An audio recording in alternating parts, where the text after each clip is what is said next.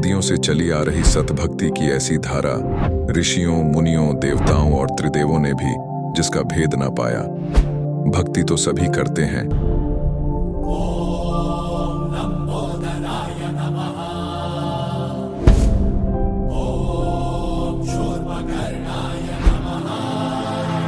और हरदम यह सोच रहती है कि रहने के लिए आलीशान घर हो, घूमने के लिए बड़े बड़े पार्क हो, खाने पीने के लिए स्वादिष्ट भोजन हो, हम कभी बीमार ना हो, कभी दुखी ना हो और कभी भी ना मरे।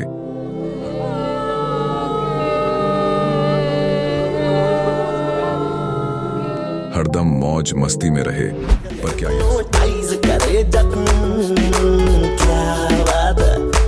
पर क्या यह संभव है? हम सब इतनी भक्ति करते हैं, व्रत करते हैं, श्राद्ध निकालते हैं, कावड़ लेकर आते हैं, बोले बोले, बोले, अरे बोले बोले, बोले। मंदिरों में जाकर मूर्ति पूजा करते हैं,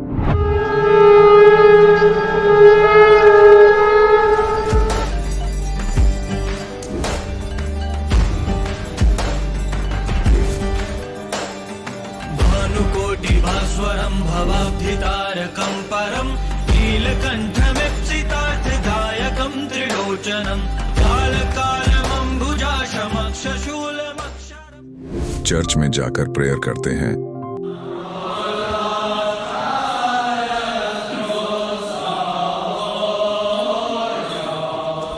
मस्जिद में जाकर नमाज अदा करते हैं,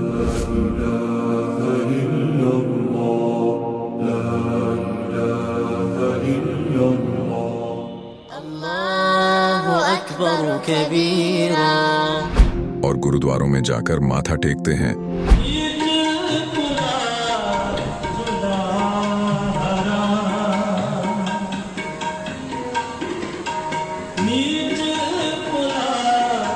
फिर भी दुखी क्यों है? लेकिन क्या आप जानते हैं वो कौन सी भक्ति है? वो भक्ति जिसने मीरा को जहर से बचा लिया, ध्रुव और प्रहलाद की रक्षा की, अंधे को आंखें और बहरे को कान दिए, कोढ़ी को काया दी, दुखियों को सुखी जीवन दिया, मरने वाले को जीवन दान दिया और लाइलाज बीमारियों को दूर किया। जब संत रामपाल जी महाराज जी से दीक्षा ले ली थी, उसके बाद जब उनका कुछ विद इन मंथ कैंसर में राहत मिली। जैसे हम लोग परमात्मा का आदेश आया, हम लोग हॉस्पिटल गए और ऑपरेशन कराया। भगत जी 1 रुपया का भी दवाई माता जी को खाना नहीं पड़ा, और जो डॉक्टर कैंसर है बताते थे, वही डॉक्टर के मुख से हमने ये सुना भगत जी कि ये चमत्कार कैसे हो गया। तो हॉस्पिटल में दिखाया तो कैंसर घोषित कर दिया डॉक्टर ने यहाँ। तो फिर इसके इलाज के लिए घूमे, इलाज भी नहीं हुआ, तो फिर घर पे थक के बैठ गए। कैंसर के लिए जिंदल हॉस्पिटल में रहा, उसके बाद सपड़ा हॉस्पिटल में रहा, उसके बाद जयपुर को दिखाया, उसमें कोई इलाज नहीं हुआ। संत रामपाल जी महाराज जी ने चरणामृत प्रसाद दिया और आशीर्वाद दिया और भक्ति ज्ञान दिया, और उसके बाद मैं तंदुरुस्त हूँ। हर दिन में अपना सब कुछ खाता हूँ, मुझे कोई समस्या नहीं। मेरे को बीमारी ये थी सर कि ब्लड ट्यूब में मेरे को एक प्रकार का पस आ गया था और इन्फेक्शन हो गया था। उस इन्फेक्शन को डॉक्टर लोग वो कह रहे थे कि इसमें आपको ऑपरेशन करना पड़ेगा। आश्रम पहुंचने में परमात्मा का नामदान लिया और जो उन्होंने मुझे उपदेश दिया, उस उपदेश देने के बाद उन्होंने आशीर्वाद दिया। आशीर्वाद देने के बाद तत्क्षण में मेरा ये रोग वहीं के वहीं दर्द बिल्कुल ठीक हो गया। भक्ति सभी करते हैं, लेकिन उपरोक्त लाभ सिर्फ सतभक्ति से ही प्राप्त होते हैं। आज भी सतभक्ति करने वाले हजारों लाखों लोगों को शास्त्र अनुसार भक्ति का अद्भुत अनुभव प्राप्त हो रहा है। आइए जानते हैं ऐसे ही लाखों श्रद्धालुओं में से एक सतभक्ति करने वाले इस श्रद्धालु का अनुभव। सर नमस्कार। नमस्कार जी। क्या नाम है आपका? मेरा नाम दिनेश कुमार बाबलाई। दिनेश कुमार जी, कहाँ से आए हो? मैं पंजाब से हूँ जी, जिला पटियाला, तहसील नाभा। सर, संत रामपाल जी महाराज की शरण में आने से पहले आप क्या भक्ति साधना करते थे? हम साधना करते थे, गुरुद्वारे में जाते थे, मंदिर में जाते थे, और हमारे जो पुराने बुजुर्ग में से डेथ होती है, उनकी मड़ी बनी हुई थी, वहाँ माथा टेकते थे। 2 साल पुराने से वहाँ से माथा टेका जा रहा था। वहाँ की चौकी लगती शनिवार को, वहाँ जाते थे हम सबसे ज़्यादा। सर, पहले जो भक्ति आप करते थे उनसे आपको क्या लाभ मिला? लाभ तो जी कुछ नहीं मिला, क्योंकि हमारे पिताजी थे वो बहुत मतलब ठीक नहीं थे। वो हमारी माताजी को बहुत पीटते थे, हम भी बहुत गरीबी में थे। तो मैं सोचा करता था कि कभी हमने कोई बुराई नहीं की, कुछ नहीं, पता नहीं क्यों मैं ऐसे पिताजी मिले हैं। तो फिर भी हम मंदिर में जाते थे, गुरुद्वारे जाते थे, माथा टेकते थे, बस बहुत दुखी थे हम। सर फिर आप संत रामपाल जी महाराज की शरण में कैसे आए? हाँ, वो थोड़ा विस्तार से बताऊंगा आपको, क्योंकि ऐसी परेशानी हो गई थी कि वक्त बीतता चला गया, मेरी शादी हो गई। तो उसके बाद स्थिति घर की ख़राब थी और मेरा एक बेटी हुई, उसकी डेथ हो गई। फिर मेरा बेटा हुआ, वो भी पेट में डेथ हो गई और 2 दिन बाद डेथ हुआ, बच्चा हुआ वो। तो उसके बाद तीसरा मेरा बेटा हुआ, वो 7वें महीने में डॉक्टरों ने जवाब दे दिया था कि आपका क्रिटिकल केस है, ये यहाँ ठीक नहीं होगा। तो फिर मैंने पटियाला में हॉस्पिटल है बहुत बड़ा, उसमें बात की तो बोले जी आपका बच्चा बचाएंगे लेकिन पैसा बहुत लगेगा। तो मैंने घर का फर्नीचर, बर्तन, यहाँ तक के मकान की रजिस्ट्री के कागज़ बैंक में रख के लोन लेके वो भी उस पर लगा दिए और मेरा बच्चा वो बड़े ऑपरेशन से हो गया। 2 महीने बाद मशीन में, 2 महीने तक मशीन में रखा और उसके बाद 1 साल तक उसको मैं लेके डॉक्टरों के पास, कभी किसी डॉक्टर के पास फिरता रहा। मुंह में झाग आता था, आंखें ऊपर हो जाती थी, दौरे पड़ते थे, कभी लेटरिन आती थी, खाना नहीं खाता था। डॉक्टरों ने ये कहा था कि माँ का दूध नहीं इसको पिलाना, इसको हजम नहीं होता। तो उसको डब्बे वाला दूध घोल के पिलाते थे, वो नहीं ठीक हुआ। 1 साल तक बहुत दुख काटा हमने। उसके बाद मैंने सोचा अभी 2 बच्चे पहले चले गए, अब ये भी ठीक नहीं है और घरवाली मेरी रोती रोती बुरा हाल हो गया। तो मैं आत्महत्या करने की तैयारी थी, या बच्चे को लेकर के हमारे यहाँ पटियाला में भागड़ा नहर बहुत बड़ी, उसमें आत्महत्या करूँगा। तो मेरे को पुस्तक मिली भक्ति सदागर के संदेश, अब उसका नाम ज्ञान गंगा हो गया। तो वो पुस्तक मेरे को मिली तो मैंने वो पुस्तक पढ़ी, वो आधी पुस्तक पढ़ी थी तो मेरे को ज्ञान हो गया। क्योंकि मैं उससे पहले ये टीवी सीरियल आते थे, विष्णु पुराण, शिव पुराण, महाभारत, रामायण, तो ये हमने सब देख रखे थे। तो उसमें हमने देखा कि ये जो देवी देवता की भक्ति है, ये भक्ति सही नहीं, ये लाभ दे ही नहीं सकते। तो मैंने उसके बाद, तो उसमें लिखा हुआ था कि जो भक्तों को जो नाम ले रखा है जिन्होंने रामपाल महाराज जी से, उनको जो दुख थे उनके दुख दूर हुए हैं। तो सबसे बड़ा मेरे को दुख था मेरा बच्चा ठीक हो। तो मैं वो पुस्तक पढ़ करके वहाँ गया रामपाल महाराज जी के पास। तो वहाँ मिला उनसे, वो कहते जी आपने शराब नहीं पीनी, तम्बाकू नहीं खाना, सिगरेट नहीं पीनी और मीट नहीं खाना। हमने कहा हम तो पहले गुरुद्वारे में जाते थे, हमको मालूम है ये चीज़ गलत है, हम तो पहले से नहीं करते। सर संत रामपाल जी महाराज से नाम दीक्षा लेने के बाद आपको क्या लाभ मिला? संत रामपाल जी महाराज जी से नाम लेने के बाद मैंने भक्ति जब वो जो उन्होंने दी, मैंने वो भक्ति करनी शुरू की। तो मेरा बेटा धीरे धीरे ठीक होने लग गया और 4 महीने के अंदर वो एकदम ठीक हो गया। उसके दौरे बंद हो गए और वो दूध पीने लग गया और एकदम स्वस्थ हो गया वो। और उसके बाद जब ये लाभ देखा तो मेरी भक्तमती बोली कि मैंने सच्चे वाले से नाम लिया, अब मैं आपके साथ चल के देखती हूँ। तो उन्होंने ज्ञान सुना तो उन्होंने नाम ले लिया। मेरी माता जी थी, तो उनकी कमर में दर्द रहता था बहुत, तो उन्होंने नाम लिया, उनका कमर दर्द भी ठीक हो गया जी। सर जैसा कि अभी आपने बताया कि आप संत रामपाल जी महाराज जी की शरण में गए और आपके बच्चे की बीमारी ठीक हो गई, आपके माता जी की बीमारी ठीक हो गई। सर अक्सर हम देखते हैं कि अगर हम अन्य संतों के श्रद्धालुओं से बात करते हैं तो वो भी यही बातें करते हैं कि हमारा कष्ट दुख दूर हो गया। तो क्या सर संतों से नाम लेने के लिए केवल यही एक माध्यम है कि इनको गुरु बनाया जाए, इन्होंने हमारा कष्ट दूर कर दिया, या फिर आपने संत रामपाल जी महाराज के अंदर और भी ऐसी बातें देखी जिनसे प्रभावित होकर आपने संत रामपाल जी महाराज से नाम दीक्षा ली? मैंने नाम लेने से पहले भक्ति सदागर का संदेश पुस्तक ज्ञान गंगा वो मैंने पढ़ी थी। उसमें लिखा था कि नाम उपदेश किस लिए लेना चाहिए, वो जन्म मरण का रो कटने के लिए ज़रूरी है। हम इस जन्म में थोड़ी बहुत जो आज सुखी भी हैं, वो मरने के बाद फिर 84 लाख जून में जाएंगे, फिर मानव जीवन मिलेगा। ये चक्कर 84 का चलता ही रहता है यहाँ पे।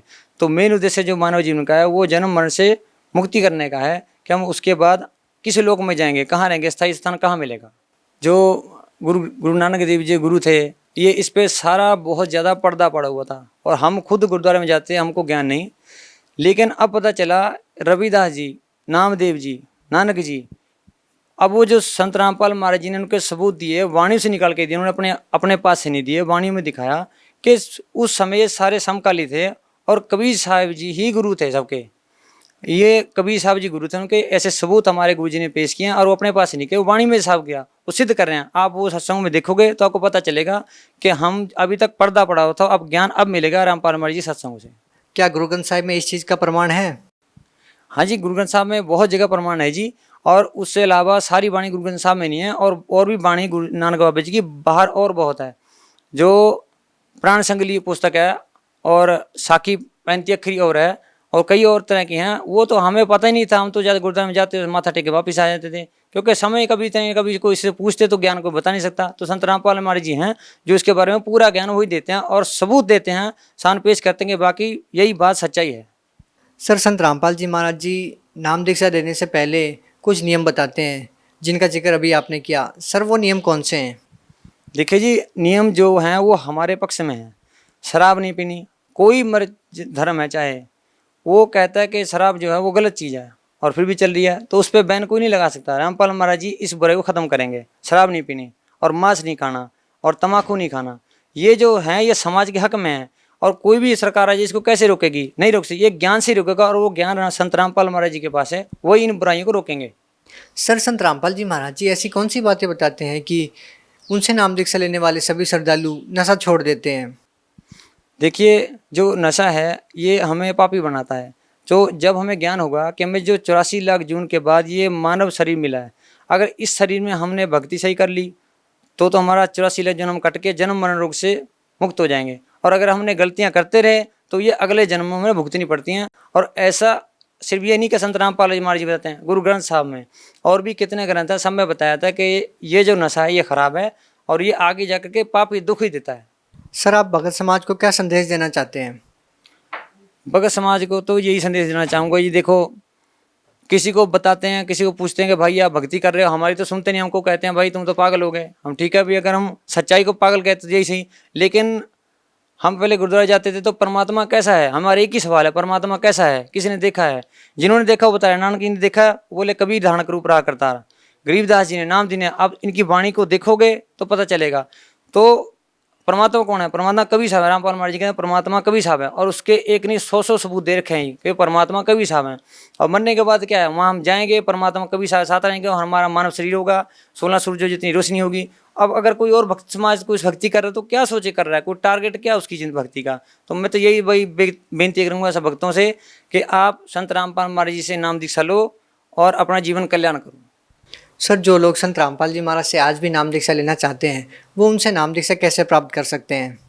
सत्संग आता जी इस चैनल पर रामपाल महाराज जी का, या पुस्तक है ज्ञान अंगा, आप उन पे नंबर लिखे होते हैं जी, आप उन नंबरों पे फ़ोन करके आप पुस्तक मंगा सकते हो और उनसे कंटैक्ट करके आप नाम दीक्षा भी ले सकते हो। हर जिले में नाम दीक्षा स्थल है जी रामपाल महाराज जी का, आप नाम दीक्षा वहाँ से ले सकते हो। बहुत बहुत धन्यवाद सर। थैंक यू जी। अब जगत गुरु तत्वदर्शी संत रामपाल जी महाराज जी के सत्संग के माध्यम से उस अद्वितीय आध्यात्मिक ज्ञान के बारे में जानते हैं जिसके माध्यम से आप भी प्राप्त कर सकते हैं ऐसे आध्यात्मिक, मानसिक और भौतिक सुख जो अभी तक आपने सिर्फ मीराबाई, ध्रुव, प्रहलाद जैसे कुछ ही भक्तों की जीवन कथा में सुने होंगे। अब सुनिए तत्वदर्शी संत के संग शास्त्र अनुकूल भक्ति सत्संग, ऐसा अद्वितीय आध्यात्मिक ज्ञान जिसका है सर्वधर्मों के पवित्र शास्त्रों में प्रमाण। कारण क्या हुआ कि उस रोग ने उसके शरीर की व्यवस्था खराब कर दी। जो मीठी वस्तु थी, खाने योग्य पदार्थ थे, वो भी कड़वे लगन लगे। उसका तरीका क्या है? उसका तरीका ये है कि कड़वी, जैसे किसी को मलेरिया हो गया और उसने वो कड़वी कुनीन, रोटियों तो भी कड़वी, वो खानी पड़ेंगी, ना चाहते हुए भी खानी पड़ेंगी, चाहे वो रुचिकर लगे चाहे ना लगे। उनके खाने से फिर धीरे धीरे बुखार ठीक होगा, जबर ठीक होगा, तो वह रुचि भूख बढ़ेगी और फिर स्वादिष्ट, स्वस्थ होते ही फिर स्वादिष्ट हो जाएंगे। इसी प्रकार ये सत्संग के अंदर ये दोनों डोज है। इसमें आत्मा का आहार भी है और ये ट्रीटमेंट, ये उपचार भी साथ होता है। जैसे कोई भक्त सत्संग सुन रहा है और ये मन में आता है कि तो पहले भी सुना था, तो बेशक आप ना चाहते हुए भी उठकर नहीं जाना चाहिए, उसको बार बार सुनना चाहिए। थोड़ी सी देर में आप देखोगे ओहो ये तो ठीक सी लगन लाएगी, तो उस ये कुनीन का काम भी करेंगी। ना चाहते हुए भी भगवान की महिमा को सुनते ही रहना चाहिए और ना चाहते हुए भक्ति जैसे मंत्र करने लगते हो, रुचि सी ना बनती, ना बनन दे। एक बार मंड जाओ करडे से होकर, मन भागन दे, दूर थोड़ी देर भागेगा, फिर आप पैसे होगा। इसी प्रकार परमात्मा कहते हैं कबीर हरि के नाम को हेज बजो चाहे खज, उल्टा सुल्टा ओ गही खेत पड़ा जो बीज। अब परमात्मा के नाम में लग जाओ, चाहे हज यानी अपनी रुचि से या खज के माथा सा ठनकते हुए भी शुरू कर दो। और कहते हैं जैसे खेत में बीज पड़ गया, उल्टा पड़ो चाहे सुल्टा उगेगा। तो इस प्रकार आपने इस ज्ञान को सुनना चाहिए। अब जैसे हमने जो ट्रेनिंग समाज से मिली, जहां भी गए उन्होंने यही कथा सुनाई, क्या कर रहा है बेटा, कि इंजीनियरिंग कर रहा हूं। अच्छा क्या लगेगा, जेई लगूंगा। कोई कहे मैं एसटीओ लगूंगा। अच्छा हमारे गांव में एक लड़का था भाई फलाने का सर, वो जेई लगा था, उसने एक कोठी वहां बना ली और एक प्लॉट खरीद लिया और उसने न्यू कर लिया। तो हमने फिर वही सोच हो जा बीसीए बनावांगे, जेई लग गया एसडीओ लग गए, तो वो इंजेक्शन लग गए तो हम उधर प्रेरित हो गए, अरे ज्ञान सुनाएंगे भगवान का तो हम इधर दृढ़ हो जाएंगे। वो तो हमें जहर दिखाई देगा, कोठी और बंगला में सारा जीवन नाश कर देना, मामूर्ख व्यक्ति का काम दिखाई देगा। तो इसी प्रकार सत्संग में आने से, इस ज्ञान को बार बार सुनने से आपको दृढ़ता आएगी। कबीर साहब कहते हैं देखो हम यहाँ माया मांगने आते हैं, परमात्मा कहते हैं ये तो मैं रूंगे में दूंगा आपको फ्री में, ये तो आपको फ्री ऑफ कॉस्ट दूंगा, ये तो हमारा सौदा भी नहीं है, ये तो वैसे दूंगा आपको। अब रूंगे की परिभाषा बताऊं थोड़ी सी क्या होती है। पहले हमारे गांव में, सभी गांव में ग्रामीण में ऐसा था, पैसे वैसे होते नहीं थे, ऐसे ही जैसे कोई सब्जी बेचने आया या कोई और सामान प्याज बेचने आया या कोई और सामान लेके आता, तो हमारी दादी जी क्या करती थी, गेहूं का बेला भर ले जाती और उसको पूछती भाई ये कैसे देगा टिंडे तू।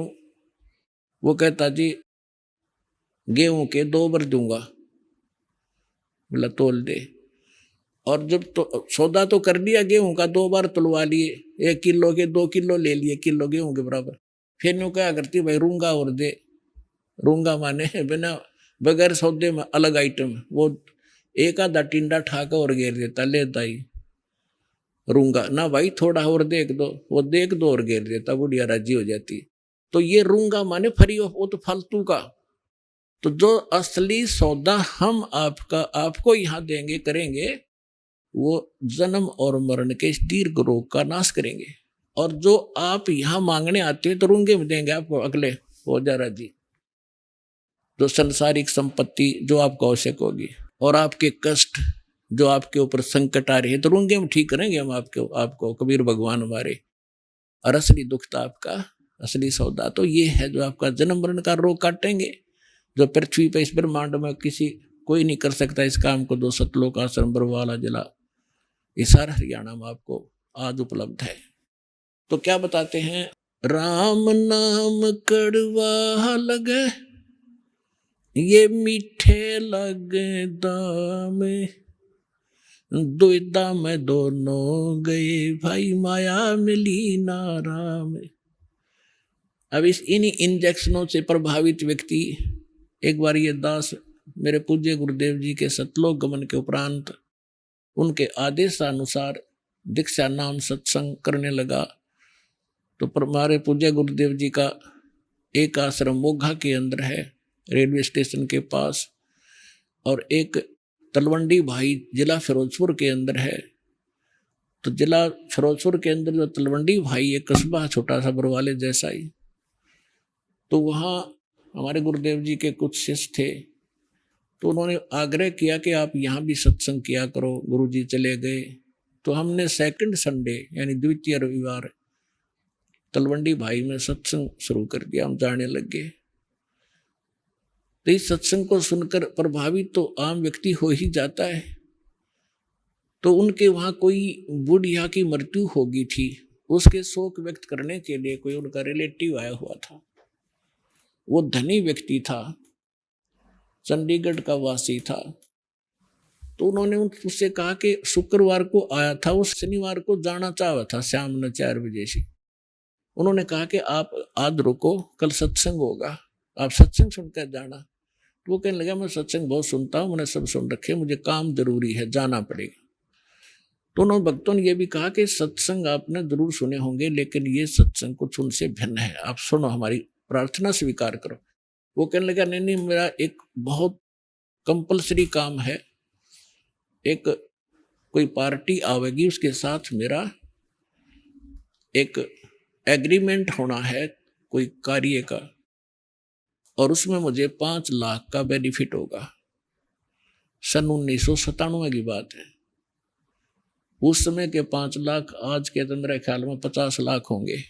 उन्होंने फिर प्रार्थना की कि कोई बात नहीं, कब आएंगे, किस टाइम आएंगे? कहना कल वो 1 बजे आएंगे। और मैंने उनके लिए सारी पार्टी पूर्टी का अरेंजमेंट करना है। तो उन्होंने फिर काफी कहा, पर वो नहीं मानने वाला था, वो चला गया। अब वो वहां से 4 सदस्य थे घर में 4 पति पत्नी, एक लड़का एक लड़की, और मारुति कार ले रखी थी। चंडीगढ़ के पास आकर थोड़ा सा अंधेरा हो गया। आगे एक ट्रक खड़ा था बजरी का भरा हुआ, उसके पिछले व्हील निकाल रखे थे चारों और जैक ला रखा था। अब उसने तो 5 लाख घूमे थे माइंड में, कुछ भी ना दिखा था, स्पीड पूरी कर रहा। वो ट्रक के नीचे घुस गई वह कार, वो जैक कट गया और लोडी ट्रक बजरी का भरा उनके ऊपर पड़ गया। चारों के चारों 8 द स्पॉट मर गए। अब चाट ले उस 5 लाख के बेनिफिट ने, सिर पर धर ले, वह कोई ठीक गई और पता नहीं कहाँ भूत बने अंडेगा। तो पुण्यात्माओं, परमात्मा के इस ज्ञान को आधार बनाओ। ये बातें कहने सुनने की नहीं, ये कर पाड़ने की हैं। राम नाम कड़वा लागे, ये मीठे लगे दामे, दुविधा में दोनों गए, भाई माया मिली ना राम। अब्राहिम सुल्तानदम एक संपन्न सम्राट था, सारी सुविधाएं थी उसके पास। 18 लाख घोड़े थे, 18 लाख। हमारे गांव में पुराने समय में यदि किसी, आजकल तो इन कारों की महिमा है, जिसका कार है वो साहूकार माना जाता है। उस समय जिसके घर पर घोड़ा या घोड़ी होती उसको सेठ माना करते, बड़ा चौधरी आदमी है, घोड़ा रखा है। एक घोड़े से महिमा बन जाती थी और उसके 18 लाख घोड़े थे, और संपत्ति कितनी होगी। और वो उसमें इतना मस्त था, परमात्मा ने उस दलदल से उस आत्मा को निकालना पड़ा। अब थोड़ी सी कथा सुनाते हैं अब्राहिम सुल्तानदम की।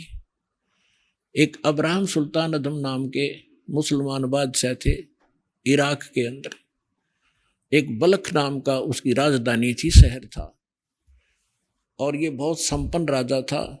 ये पिछले जन्मों का परमात्मा का प्यारी आत्मा थी।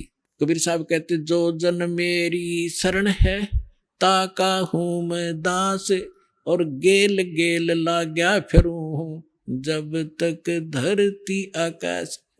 इतने दयालु मालिक परमात्मा की आप कभी ना कभी शरण में अवश्य रहे हो पुण्यात्माओं। ना सतलोक आश्रय बरवाला में आप नहीं आ सकते। परमात्मा ला रहे हैं आपको 100 कारण बना के, भटक तो वो रहे हैं आपके लिए। किसी अपनी प्यारी आत्मा को भेजते हैं, कोई संदेश देते हैं, कोई पंपलेट के माध्यम से आकर्षित होता है, कोई पुस्तक से, कोई टीवी देख करके खिंचा आ रहा है। तो ये सारा साधन ये परमात्मा आपके लिए करवा रहे हैं। आप वही 64 लाख में से हो जो सबसे पहले ही आएंगे। उसके बाद पूरा विश्व को उसी तरीके से, जैसे सर्प का विष उतारने वाला गारुड़ मंत्र बोल बोल कर सचेत करता है, तो बाकी समाज को इस ज्ञान से, भक्ति से, इस परमात्मा की वाणी से, भक्तों के माध्यम से गांव गांव में, नगर नगर में ये मंत्र बोल बोल कर वो विष उतारेंगे। फिर वो जागेंगे बाद में। पहले 64 लाख आएंगे जो काशी में रह गए थे, भगवान के संपर्क में आए थे। तो परमात्मा कहती, एक बार जो मेरी शरण में आ गया उसके साथ रहूंगा सदा। तो कितने दयालु थे। जो आज से 600 वर्ष पहले भगवान नहीं आते या भक्ति खत्म हो जाती, उस समय परमात्मा ने इसी लीला की और ऐसे चमत्कार किए। आज तक भक्तों के अंदर वो चर्चा का विषय है, भगवान ये कर देता है, तो वो करा करते यही भगवान। और फिर कुछ सिरफिरे जैसे कमाल, जैसे परमात्मा ने मुर्दा जीवित किया। लंबी कथाएं हैं ये बहुत गनी, लेकिन धीरे धीरे आपको सुनाया करेंगे। अभी तक तो आपको इन सदग्रंथों से, वेदों से ये मलाई निकाल कर आपके सामने रखिए। फिर ये कथाएं सुनाया करेंगे। तो दास यदि ये कथा मैं पहले सुनाता, जब तक ये वेद सदग्रंथ और सब शास्त्रों से निर्णय नहीं निकालता था किससे कहना जाता है कबीर इज गॉड, और अब इस ज्ञान के माध्यम से प्रत्येक आदमी ये मान रहा है भक्त कि कबीर इज गॉड और कंप्लीट गॉड। तो परमात्मा अब क्या करते हैं, हम तो धन मांगने आते हैं और कहते हैं जो जन मेरी शरण है ताका हूं मैं दास। अब दास देख लो किसा होया करे। दास किसे कहते हैं, दास की परिभाषा सुनाता हूं। एक बार अब्राहम सुल्तान अधम जो राजा था उसने घर त्याग दिया था और वो किसी बाग में गया, परमात्मा की कृपा से घर त्याग दिया था और वो किसी आश्रम में रुक गया। उस आश्रम में सब दास कहें अपने आप को, फलाना दास फलाना दास, और थोड़ी बात पे एक दूसरे का आंख काट दे, लड़ने लगे, तू क्या बन रहा है। तब अब्राहिम सुल्तान अधम जिसकी दास कथा सुनाना जा रहा है, इसका थोड़ा सा लिंक बीच में और आ गया। जब वो घर त्याग गया था, पहले ये राजा था, तो उसने कहा कि भाई आप नाम दास जरूर लिखते हो पर कर्म आपके लक्षण दास के नहीं है। उन्होंने पूछा भाई क्या बात भगत जी, कैसे नहीं। उन पता था कि राजा था और ऐसे राज त्याग करा है। तो उसने कहा कि जब मैं राजा था हम गुलाम लाते थे, गुलाम दास, तो मैंने, क्योंकि धार्मिकता मेरे अंदर थी, मैं गुलामों का ध्यान बहुत रखता था, कोई इसको कष्ट ना हो, तो मैंने उससे पूछा कि भी गुलाम आदमी पहले मनुष्यों को मोल लिया करते, गुलाम जैसे आजकल पशुओं को लाते हैं, राजा लोग या सेठ साहूकारों के वहां वो नौकर रहा करते थे। उनको जो मर्जी झूठा कुटा टुकड़ा दे दिया, उनकी सब स्वतंत्रता समाप्त हो जाती थी और जो यस जो कह दिया वही करते थे, आगे यस कर सकते थे, नो नहीं, और उनकी सो इच्छा कुछ नहीं होती थी गुलाम की। तो अब्राहिम सुल्तान ने कहा कि मैंने उससे पूछा कि ए गुलाम तेरा क्या नाम है। उसने कहा कि दास को जिस नाम से पुकारोगे गुलाम का वही नाम होगा, हमारा कोई नाम नहीं होता, कोई बुंडा सुंडा गुंडा कुछ भी कहना हाजिर खड़ा पाऊंगा। आप क्या, आपको कौन सा भोजन रुचिकार है। कहने लगा दास की कोई इच्छा नहीं होती, जो झूठा कुठा दोगे हम उसी में संतुष्ट होते हैं।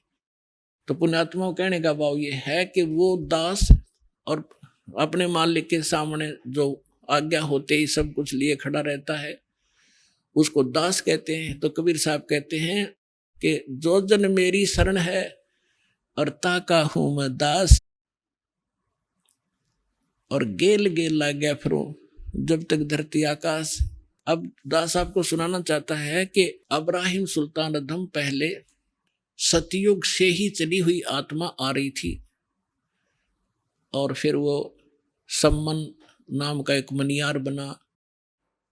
फिर वही व्यक्ति पार ना होकर के भक्ति कुछ करता रहा मालिक के साथ रह के। फिर वो एक 9 शेरवां का बादशाह बना, 9 शेर खान। वहां पर भी वो भक्ति परमात्मा वहां पहुंचे, उसको ज्ञान दिया, लेकिन मोक्ष नहीं हुआ, दृढ़ता नहीं की उसने। फिर उसकी भक्ति और दान के कारण वो अब्राहिम सुल्तान अधम बलख बुखारे का बादशाह बन गया। इतना धन उसके पास, हीरे पन्ने जवाहरात के खजाने के खजाने खड्डे भर रखे। अब हम मांगा भगवान से कोठी और कार, और परमात्मा कहते हैं ये तो है काल की बेगार जो तुम मांगने आते हो। जब आप भगवान की शरण में आ गए, क्या परमात्मा अनजान है कि मेरे बच्चे को किस चीज की आवश्यकता है। आज्ञा रखेगा आपको, आपकी सोच से पहले उसको आपका पहले पता इसको क्या संकट आने वाला है, उससे पहले आपके पास आगे खड़ा पाओगा भगवान। फिर भी हमारी जो आदत है धीरे धीरे छूट जाएगी, क्योंकि अभी तो आपके साथ ऐसा है, एक व्यक्ति का ओठ का चोट लग गई, काफी चोट लगी, सूज गया, तो उसको कोई कुछ दवाई बतावे, कोई कुछ दवाई बतावे। एक व्यक्ति कहने लगा कि इसका ओठ का हलवा बना के बांध दो, देसी घी का हलवा। तो जिसका ओठ का चोट लग रही थी कि यह दवाई बढ़िया लगी, बने इस वाली बनाओ, हलवा बनाओ। अब हलवा थोड़ा सा बनाया उन्हें, जो ओठ पर लग जा, ओठ पर दरिया रो तो चाट गया भीतर। उन्होंने सोची ओठ पर इतना डट्टा ही ले गया और खा गए तो इसको और बनाओ। तब वो व्यक्ति बोला पहले इसने भीतर तो भर दो, जब ओठ पर डटेगा तो उन्होंने अच्छा बनवाया 1 किलो सारे का। वो पहले छकाया, अब छक तू, और फिर ओठ पर बांधा। क्यों हलवा इसी चीज से एक बार छक लेना, दोबारा रुचि नहीं बना उसकी, एक ग्रास भी नहीं खा सकता। तो ओठ पर धर दिया, वो न्यो का न्यो रखा उसने। तो आज आप का ओठ का चोट लाग रही है और आप यहाँ जो मांगन आते हो ना, परमात्मा पहले आपने उनसे भरेगा, अंदर से भरेगा, आपकी सारी फुलफिल पूरी करेगा जो भी रिक्वायरमेंट होगी, और फिर आप ओठ पर डटने दोगे। तो कहने का भाव ये है, फिर आपकी रुचि नहीं रहेगी इसके अंदर। इस दास के साथ ये बिटर जो ना एक्सपीरियंस हुआ है। पहले तुम्हारी भी जो जब नाम लिया था वैसे आवश्यकता इतनी क्या है कि नहीं थी, कोई त्रुटि घर में नहीं थी किसी वस्तु की, फिर भी माया की चाह थी।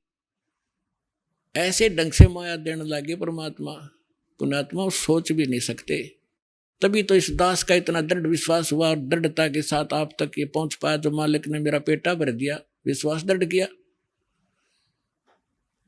दास ने एक प्लाट खरीदा, एक मित्र था, उसकी कोई वैसे ही उसमें रुचि नहीं थी, कोई और बनाना चाहता था, उधार में दे दिया। 1 साल में उसके पैसे दिए और 1 साल के उसके लेने के बाद 3 गुनी कीमत होगी उसकी, रजिस्टर्ड वहां की जो वैल्यू थी।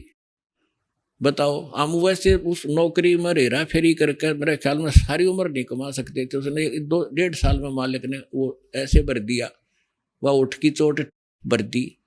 और फिर ये ज्ञान पता लग गया, किसी ने के सिर में मारेंगे, माया से घनी होगी तो फिर यह दुखी करेगी। तो पुण्यात्माओं, पहले आपके ओठ की चोट के लिए आए हो, ये भी आपका सारा काम होगा। आपको परमात्मा अंदर से भी भरेगा और ये दुख आपके ये सारे निवारण करेगा, आपको सारा सुख देगा।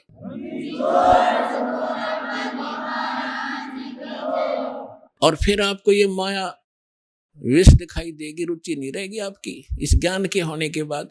फिर आपको ये पता चलेगा यदि मेरे पर आपत्ति कोई आवेगी तो भगवान खड़ा पाओगा। कबीर साहब कहते हैं, कल्पे कारण कौन है, कर सेवा निकाम, और मन इच्छा फल दूंगा जब पड़े मेरे ते काम। कहते बे मतलब के संकल्प विकल्प मत रख, निष्काम भाव से यह पूजा करता रहे जो मैंने बताई है, मेरे दास ने बताई है। और जब तेरे ऊपर कोई आपत्ति आएगी तो जब मेरे सत्र का काम होगा, परमात्मा के सत्र का काम राष्ट्रपति नहीं कर सकता। जैसे एक पिता पुत्र जा रहे हैं कहीं पर, अब एक्सीडेंट में पुत्र मारा गया, पिता बच गया, बता पिता ने क्या सुरक्षा कर दी। अगर हम ये सोचे थे राष्ट्रपति हो पिता, तो परमात्मा साथ होगा, वहां धनी का काम था जो आपकी रक्षा करता। तो कहते मन इच्छा फल दूंगा जो पड़े धनी ते काम। आपके सब प्रकार की जो समस्याएं हैं वो देंगे। तो क्या था कि इब्राहिम सुल्तान आजम का जो राजा था, उसके पास बहुत घनी माया थी। और जब राजा और सुख घना हो जाता है, राजा बन जाता, कहना है कि है पहले तो गणी को बद कराया करते ही है। उसने हजारों की संख्या में तो औरतें रखी हुई थी बकवाद करने के लिए, विवाह कर करके। और को बद कितनी कराया करता, इससे अंदाजा लगाया जा सकता है।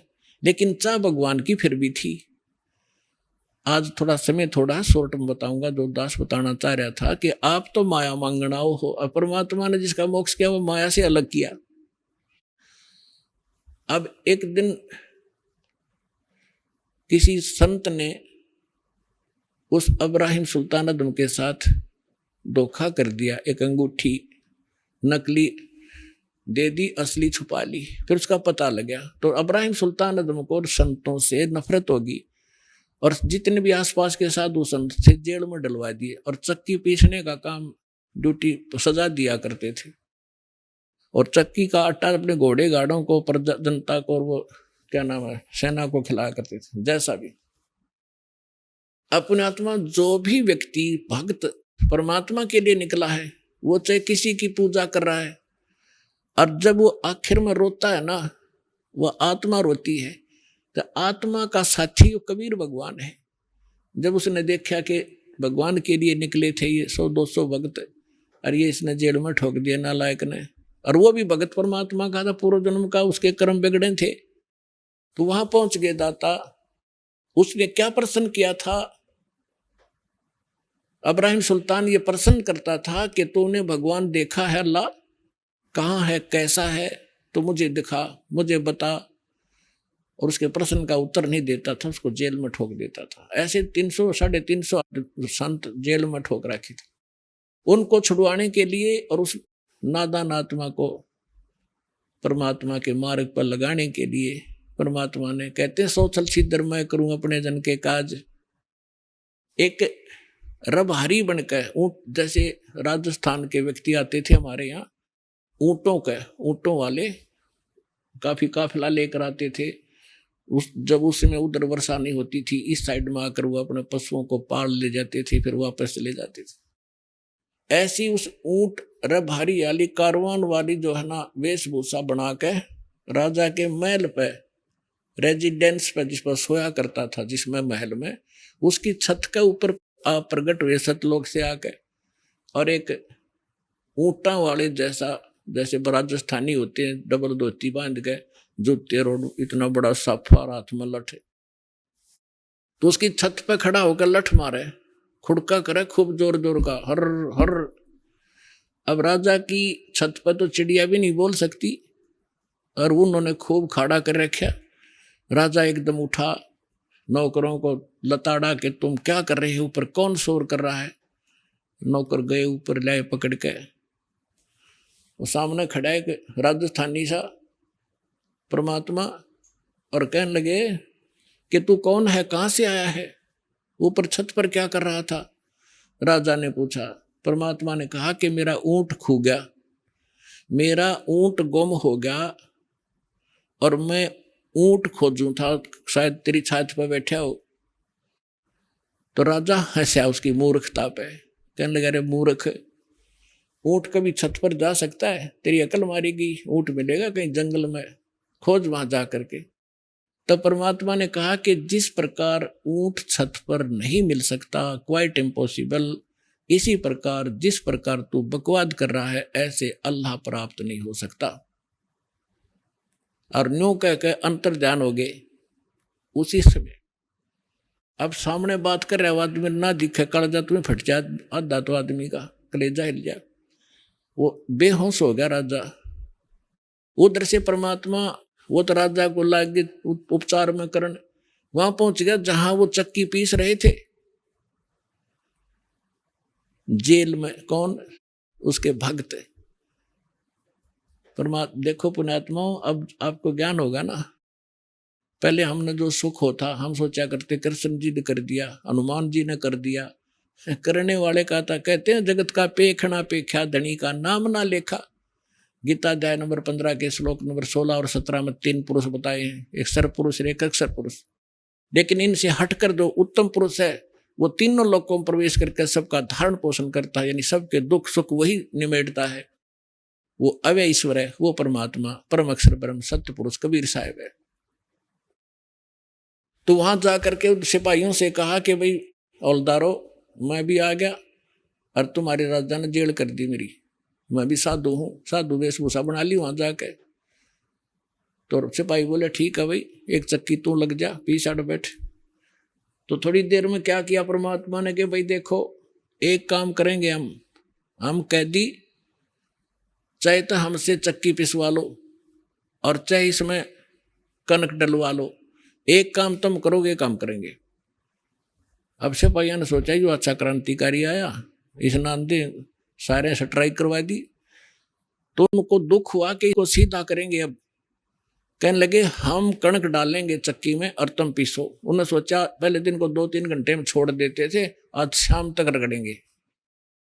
अब वो बैठ के, ठीक है भाई तुम आ जाओ, एक के खड़े हो जाओ चक्की के साथ साथ। कहने लगे, आप डालते रहेंगे घूम फिर के, तुम शुरू करो। परमात्मा बोले, खड़े हो जाओ। वे सारे खड़े हो गए और आंखें बंद कर लो। वो महात्मा खड़े हो गए, आंखें बंद कर ली। परमात्मा के हाथ में एक डंडी थी, छोटी सी सोटी। उसने अपने हिस्से वाली चक्की के किले के हैंडल के ऐसे लगा दिया कि चलो स्टार्ट करो सारी। वो एक 360 चक्की बताओ, अपने आप घूमने लगेगी ना, फुल स्पीड से, बिजली की भी ना चला, इतनी तेज। और परमात्मा बोले ले औलदारो इसमें डालो और टर पीस लो, गेहूं डालो और पीस लो, हम चले। तो उन्होंने कहा कि आंखें बंद करो, उन्होंने सारे आंख बंद कर ली। परमात्मा ने कहा आंखें खोलो। राजा के उस स्थान से लगभग 1 किलोमीटर दूर जंगल में सारे खड़े पाए और कहने लगे भाग जाओ यहाँ से, इस नालायक के राज में फिर मत आ जाना। अब वो चक्की अपने आप चल रही है, सारे कैदी बाज गए। अब सैनिका ने सोची तुम मर गए भाई, जो राजा तुमने गड़ेगा, जो कहा तुमने भगा दिए जानबूझ गए। भागे गए, 1-2 के राजा से हो गया, से हो गया। अब परमात्मा ने वो चक्की चालू राखी कदे राजा ने दुखी करे, अब तुमने जान के निकाल दिए। तब राजा को पता चला, राजा देखने आया कि चक्की अपने आप चल रही है। उन चक्की जब बंद हुई, जब राजा ने देख ली, इतने दयालु है ये, किसी पर दुख नहीं आने देते कि सैनिकों तंग करेगा, नालायक आदमी अपने कर्म बिगाड़ेगा।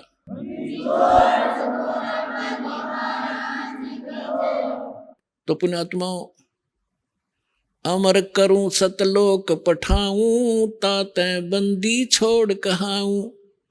ये काफी लंबी कथा, समय थोड़ा रह गया, फिर बताएंगे कभी। कहने का भाव ये है कि परमात्मा ने उसको लास्ट में ऐसा विवश कर दिया कि उसने जहर दिखाई देने लगी। अब माया जिसके ऊपर बैठ के वो खुशी मना रहा था, और एक दिन वो घर त्याग के चला गया। तो परमात्मा रास्ते में फिर मिले उसको कि बेटा घर त्यागना तो भगवान नहीं मिलेगा, आपने आत्मा से इस माया को त्यागना पड़ेगा, इसके विकार, इसके हानि से परिचित हो जा तू, और जा फिर वापस राज कर सकता, ये मंत्र ले ले।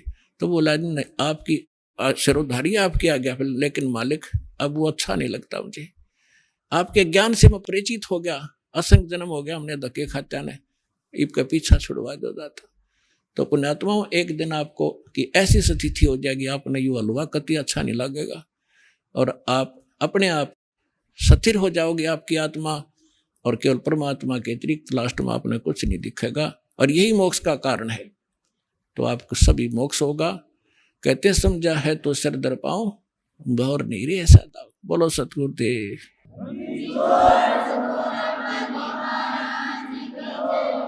तो पुण्यात्माओं, आपके ऊपर रहम है परमात्मा का कि आपको भगवान मिल गए, और ये दास मिला तत्वदर्शी संत।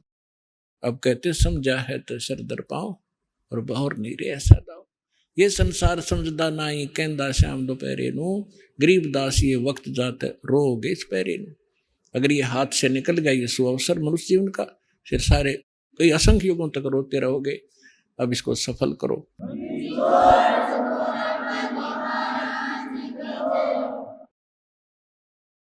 परम पिता परमात्मा, पूर्ण ब्रह्म, सारी सृष्टि के रचनहार, कबीर देव, कबीर साहेब, बंदी छोड़ कबीर परमेश्वर जी, ये आप सभी के पिता हैं, हम सभी के जनक हैं, पूरे असंख्य ब्रह्मांडों के ये पालक हैं। और पुण्यात्माओं, हम अपने पिता को भूल कर किसी अन्य से वो सुख, वो अपना राइट मांग रहे हैं, जो कभी नहीं दे सकता, जो पिता दे सकता है। पिता अपने पुत्र पुत्री को अपनी सर्व संपत्ति दे देता है सहर्ष। पिता को छोड़कर यदि हम किसी रिलेटिव से ये आस करें, वो कभी नहीं हो सकता।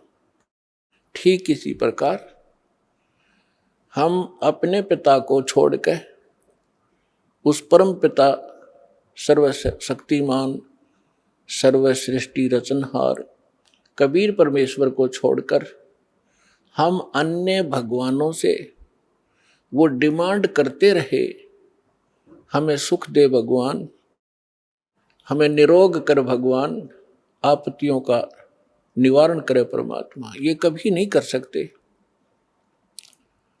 एक समर्थ परमात्मा है जिसका आज तक हमें ज्ञान नहीं था, और वो यहाँ आकर 120 वर्ष रहे, अपनी महिमा बता भी गए और दिखा भी गए। लेकिन हम बालक हैं, बालक की बुद्धि बालक जैसी ही होती है। वो 1000 रुपये के नोट को पकड़कर फाड़ देता है, खेलता खेलता उसको फाड़ देता है, उसको कूड़े में डाल देता है, अग्नि में डाल देता है, क्योंकि उसको उसकी कीमत का पता नहीं। हमारे साथ ऐसा ही होता रहा, क्योंकि हम अध्यात्म ज्ञान से परिचित नहीं हो सके, क्योंकि जिन धर्म गुरुओं को हम आध्यात्मिक टीचर मानते थे, अध्यापक मानते थे, वो अध्यापक नहीं थे। वो तो आप और हमारे जैसे ही ज्ञान के सतर के व्यक्ति थे। उनको अपने धर्म के सद्ग्रंथों का भी ज्ञान नहीं था, और जिस कारण से हम परमात्मा को पहचानने में और उससे प्राप्त होने वाले सुखों को प्राप्त से वंचित रहे, असफल रहे। अब उसी परमेश्वर ने दया करी, यहां आके अपना भेद बता के चले गए। उसके बाद अपने प्यारी आत्माओं को मिले, जैसा भगवान मिला ही करते हैं, उनका विधान है। वेदों के अंदर प्रमाण है कि वो पूर्ण परमात्मा, सर्व सृष्टि रचनहार, सबका पालक, ऊपर के लोक में रहता है, सतलोक में, और वहां से सह शरीर चलकर आता है। यहां नेक अच्छी आत्माओं को मिलता है, जो दृढ़ भक्त होते, उनको अपने से परिचित करवाता है, सचखंड सतलोक ले जाता है, फिर उनको वापस छोड़ देता है। परमात्मा से परिचित वो महान आत्माएं, संत, उस परमेश्वर के यथार्थ ज्ञान का प्रचार किया करते हैं, लेकिन उनकी संख्या कम होती है और वो ज्ञान सत्य होता है। पूरा विश्व असत्य ज्ञान से परिपूर्ण होता है, ओतप्रोत होता है, जिस कारण से हम भगवान को भी ठुकरा दिया हमने, और उन महापुरुषों के अमृतवाणी को भी स्वीकार नहीं किया, जिन्होंने परमात्मा को देखा और पाया था। उनमें से कौन कौन है? आदरणीय धर्मदास साहिब जी, आदरणीय मुल्कदास साहिब जी, आदरणीय नानक साहिब जी, आदरणीय दादू साहिब जी, आदरणीय गरीबदास साहिब जी, गांव छुड़ानी, जिला झज्जर, हरियाणा वाले, आदरणीय गीसा दास साहिब जी, गांव खेखड़ा, जिला बागपुर, पहले मेरठ था अब बागपुर हो गया, उत्तर प्रदेश में, और आदरणीय स्वामी रामानंद जी, काशी वाले ने। इन महापुरुषों को परमात्मा मिले, वो कबीर देव मिले, वो कबीर साहब मिले, अल्लाहू अकबर मिले, और उनको सचखंड लेकर गए, सतलोक लेकर गए, जहां भगवान रहता है और जहां हम सभी रहा करते थे। हम अपनी गलती से यहां गलत स्थान पर आकर गिर गए, और जब तक हम उस स्थान पर नहीं जा लेंगे तब तक ये जीव सुखी नहीं हो सकता। उन महापुरुषों को परमात्मा ने इसलिए परिचित करवाया कि वो गवाही देंगे कलयुग में कि हमने भगवान देखा, और वो कहाँ रहता है। जो उन महापुरुषों ने ज्ञान दिया, परमात्मा कैसा है, उसका नाम क्या है, वो कहाँ रहता है, उसकी प्राप्ति कैसे होती है, वो साकार है या निराकार है, स्वयं परमेश्वर ने आके बताया। और जिन्होंने भगवान को देखा, परमात्मा को देखा, उन्होंने वही बताया। और फिर जब दास के ऊपर कृपा की परमेश्वर ने, अपने ही सदग्रंथों को खोजा, तो उन सदग्रंथों में वही पाया जो भगवान ने बताया था। और परमात्मा से परिचित जिन महापुरुषों के अभी आपके सामने नाम गिनवाए, इनने भी वही बताया था।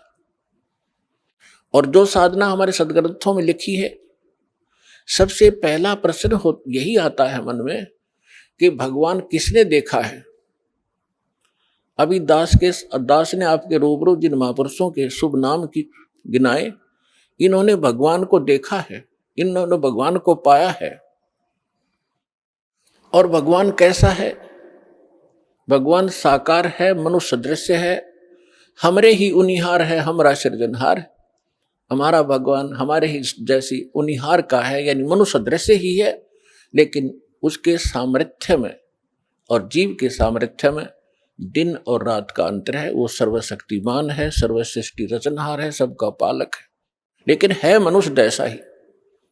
फिर तीसरा आता है कि परमात्मा मिलता कैसे है। जैसे ज्ञान भी हो जाएगा, भगवान ऐसा है, भगवान वहां रहता है, परमात्मा ये सुख देता है, जब तक उसका समाधान नहीं मिला, उस स्थान को पाने की विधि प्रॉपर नहीं मिली, तो ज्ञान भी व्यर्थ है। तो अब वो साधना कौन सी है जिससे वो स्थान प्राप्त होगा, जो श्रीमद् भगवत गीता अध्याय नंबर 18 के श्लोक नंबर 62 में, गीता अध्याय नंबर 15 के श्लोक नंबर 4 में वर्णन किया हुआ है कि अर्जुन तू सर्व भाव से उस परमेश्वर की शरण में जा। गीता ज्ञान दाता अपने से अन्य किसी समर्थ परमात्मा की शरण में जाने के लिए अर्जुन जी को कह रहा है, और उसकी शरण में जाने से ही तो परम शांति को और शाश्वत स्थान को, शाश्वत स्थान मीन जिसका कभी नाश ना हो, सत्यलोक, अविनाशी लोक, अमर लोक को प्राप्त होगा। और गीता ज्ञानदाता अपने विषय में कहता है, गीता अध्याय नंबर 2 के श्लोक नंबर 12 में, गीता अध्याय नंबर 4 के श्लोक 5 और 9 में, गीता अध्याय नंबर 10 के श्लोक नंबर 2 में, कि अर्जुन तेरे और मेरे बहुत जन्म हो चुके हैं, तू नहीं जानता, मैं जानता। इससे सिद्ध है कि गीता ज्ञानदाता अविनाशी नहीं है, और इसके साधक भी फिर अविनाशी स्थान प्राप्त नहीं कर सकते। गीता ज्ञानदाता 8वें अध्याय के 13वें श्लोक में गीता जी में कहता है कि अर्जुन मुझ ब्रह्म का केवल एक मंत्र है। अभी आपने सुने जगत गुरु तत्वदर्शी संत रामपाल जी महाराज के मंगलमय सत्संग प्रवचन। आइए अब सुनते हैं उन भक्तों के अनुभव जिन्होंने संत रामपाल जी महाराज के प्रमाणित ज्ञान से प्रभावित होकर नाम दीक्षा लेकर अनेकों लाभ प्राप्त किए। नमस्कार जी। नमस्कार सर। क्या नाम है जी आपका? मेरा नाम दुर्गा साहू है सर। दुर्गा जी आप कहाँ से हैं? सर मैं बालोद जिला छत्तीसगढ़ से हूँ। संत रामपाल जी महाराज से नाम दीक्षा आपने कब ली? सर संत रामपाल जी महाराज से नाम दीक्षा मैंने 28 दिसंबर 2019 को ली। संत रामपाल जी महाराज से नाम दीक्षा लेने से पहले आप क्या भक्ति साधनाएं करती थीं? सर संत रामपाल जी महाराज से दीक्षा लेने से पहले मेरा पूरा परिवार 2011 से लेकर 2019 टोटल 10 साल राधा स्वामी पंथ से जुड़े हुए थे। और सर मैं अपनी पर्सनली कोई भक्ति नहीं करती थी, लेकिन जैसे परंपरागत थी, नवरात्रि आई तो दुर्गा पूजा कर लिए, गणेश चतुर्थी आई तो गणेश जी को पूज लिए, और जैसे लक्ष्मी आई तो उन पे ऐसा मैं अपने से ऐसा कुछ नहीं करती थी सर। तो फिर आप संत रामपाल जी महाराज की शरण में कैसे आईं? सर संत रामपाल जी महाराज की शरण में मेरा एक स्कूल का दोस्त है, वो हम 7th क्लास से दोस्त हैं, राहुल। तो फिर एक बार हम ऐसी, मैं कॉलेज में आ गई थी, कॉलेज में थी, तो फिर एक रात उनसे ऐसी बातें हो रही थी। तो सर मैं अपनी प्रॉब्लम बता रही थी, मैं डिप्रेशन में थी, तो उनको बता रही थी मैं ऐसा ऐसा प्रॉब्लम है, ऐसा ऐसा। फिर उन्होंने मुझे बोला कि प्रॉब्लम है, आप बस वो मुझे पहले बस सत्संग देखने बोली, यहाँ से यहाँ साधना चैनल पे 7:30 से 8:30 तक शाम सत्संग आता है, वो सत्संग आप देखो और पूरे परिवार को दिखाओ, जगत गुरु तत्वदर्शी संत रामपाल जी महाराज का। फिर हम लगातार 3 महीने सत्संग देखे सर। उसके बाद हम दीक्षा लेने गए आश्रम, क्योंकि हर जिले में नाम दीक्षा केंद्र उपलब्ध है, तो हम वहाँ गए और मैं, मेरे मम्मी, मेरे पापा, हम लोगों ने दीक्षा ले ली जगत गुरु तत्वदर्शी संत रामपाल जी महाराज से। महाराज से नाम दीक्षा लेने के बाद क्या लाभ मिले आपको? सर जगत गुरु तत्वदर्शी संत रामपाल जी महाराज से दीक्षा लेने के बाद हमें अनेकों लाभ हुए, लेकिन मैं अपना पर्सनली बता रही हूँ सर। जैसे कि कहा, मैं पूरी डिप्रेशन में थी सर। वो है, आप जो भी एज का कह सकते हैं या जो भी कह सकते हैं, मैं डिप्रेशन में थी। इतना ऐसा ज़्यादा था कि मेरे को सामने वाला देख के बता सकता था कितना दुखी हूँ। और किसी को कॉल करती भी थी तो पहले रोना ही होता था, उसके बाद अपना प्रॉब्लम शेयर करना होता था। इतना ज़्यादा अंदर से पूरा, उसके साथ साथ उसके दिमागी तौर पे मैं पूरा बीमार बीमार ही पड़ जाती थी सर। हर महीने ऐसा होता था, डॉक्टर को दिखाओ, डॉक्टर फिर बोलता था ये प्रॉब्लम है, ये ठीक नहीं होगा। फिर ऐसे करते करते सर मुझे माइग्रेन का शिकायत होने लगा। हम डॉक्टर को दिखाते थे तो डॉक्टर बोलते थे इनको माइग्रेन का प्रॉब्लम है और माइग्रेन इनको बहुत प्रॉब्लम है ऐसे करके। और वो ऐसा बोलते माइग्रेन है इसलिए ये कभी ख़त्म नहीं होगा, ऐसे नहीं बोलते थे। वो बोलते थे माइग्रेन इनको ऐसा है कि वो नहीं ख़त्म, क्योंकि मेरी शरीर ही वैसी थी सर। मैं एकदम अस्वस्थ, मैं बिल्कुल, और ऐसा हेडेक होता था 1 घंटे के लिए कि मैं अपना सर दीवार पे ठोकूँ तो भी मुझे पता नहीं चलता था कि यहाँ पे ऐसा है करके। और लाभ सर, हम मेरे घर में तो गृह क्लेश बहुत था। मेरे पापा को वैसे ही सेम लेवल का गुस्सा आता था, मुझे भी गुस्सा आता था, पूरा चिड़चिड़ापन था शरीर में। मम्मी को भी वैसे ही गुस्सा आता था, इसलिए अब मम्मी पापा का झगड़ा हो जाता था, उसका सफ़र पूरे फैमिली को करना पड़ता था। तो अब सर हम बहुत शांति से हैं, झगड़ा है ही नहीं। और नशा तो था ही सर, पापा का नशा था, नशा से तो फिर लड़ाई, फिर सेम रिवर्स प्रोसेस, और लड़ाई इतना कि हम कहाँ जाएं, क्या करें, ऐसा हो जाता था। पूरा तमाशा टाइप का हो जाता था, क्या करें। तो ये अपने में, और मैं जिस एज की हूँ तो वहाँ तो मेरे लिए बहुत एकदम, अब कोई भी फील करेगा सर ये बहुत गंदी चीज़ है। और वो ऐसा, अब इमेज की बात अलग है, लेकिन मैं यही सब मेरा कारण था कि मैं डिप्रेशन में थी। मेरे इसका इफ़ेक्ट मेरे शरीर को पड़ता था, फिर वो उधर वहीं से प्रॉब्लम शुरू होता था। वो एक उसका नशा जड़ बन गया था हम लोग के घर में, जो क्लेश था उसका। वो 10 साल से राधा स्वामी पंथ में थे, वहाँ उन्होंने डेरा ब्यास से नाम दीक्षा लिया हुआ था। उसमें भी वहाँ नशा छूटेगा करके ही लिए थे वहाँ, क्योंकि वहाँ ऐसा एक चलती आ रही परंपरा कि राधा स्वामी वाले नशा नहीं करते, मांस मछली नहीं खाते। तो यही सोच, मेरे दादा दादी 40 साल से हैं, तो उन्होंने मम्मी पापा को भी दिला दिया, तो वो 10 साल से वहीं थे। तो फिर वो छूटा ही नहीं, वो चलता ही रहता था।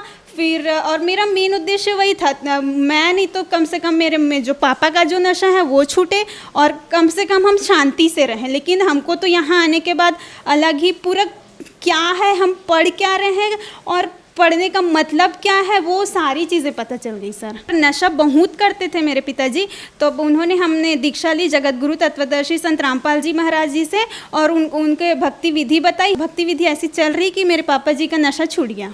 क्या काम करती हैं जी आप? सर मैं BA फाइनल ईयर की स्टूडेंट हूँ और मैं सिविल सर्विस की तैयारी कर रही हूँ। जैसे कि आपने बताया कि आप एक सिविल सर्विस की तैयारी कर रही हैं, एजुकेटेड पर्सन है। संत रामपाल जी महाराज के बारे में ये भी कहा जाता है कि संत रामपाल जी महाराज से उनके अनुयायी अंधश्रद्धा के तहत जुड़ते हैं। क्या ये बात सही है? सर अंधश्रद्धा भक्ति से जुड़ना, सर यहाँ आप खुद मैं जो आज मेरे को देख रहे हैं टीवी पे, मैं उन सबसे यही कहना चाहूँगी, आप कृपया 7:30 से 8:30 तक सत्संग देखना शुरू करें। आपको मालूम होगा कि जो जगत गुरु तत्वदर्शी संत रामपाल जी महाराज हैं, वो वेद कुरान सबको खोल के वहाँ एक एक उंगली रखकर ज्ञान बता रहे हैं। सर अगर आपको थोड़ा अपने पे डाउट है या फिर ऐसा कुछ लगता है ये भक्ति गलत है, तो आप मिला के देख सकते हैं सर, क्योंकि वो पूरा वेदों से प्रमाणित ज्ञान बता रहे हैं। गीता में कौन से अध्याय में क्या लिखा है, सब प्रमाणित ज्ञान बता रहे हैं सर। आप देखेंगे वहाँ एक एक उंगली रखकर प्रमाणित ज्ञान बता रहे हैं सर। तो यहाँ तो अंधश्रद्धा भक्ति का सवाल आता ही नहीं है। संत रामपाल जी महाराज से नाम दीक्षा कैसे ली जा सकती है? सर संत रामपाल जी महाराज से नाम दीक्षा, जैसे बहुत से टीवी चैनलों पे सत्संग आता है, नीचे पीली पट्टी पे नंबर लिखा होता है, तो आप वो नंबर नोट करके वहाँ से संपर्क करके अपने नज़दीकी नाम दीक्षा केंद्र का पता कर सकते हैं। फिर वहाँ आप जाके दीक्षा ले सकते हैं। धन्यवाद जी। सत साहेब।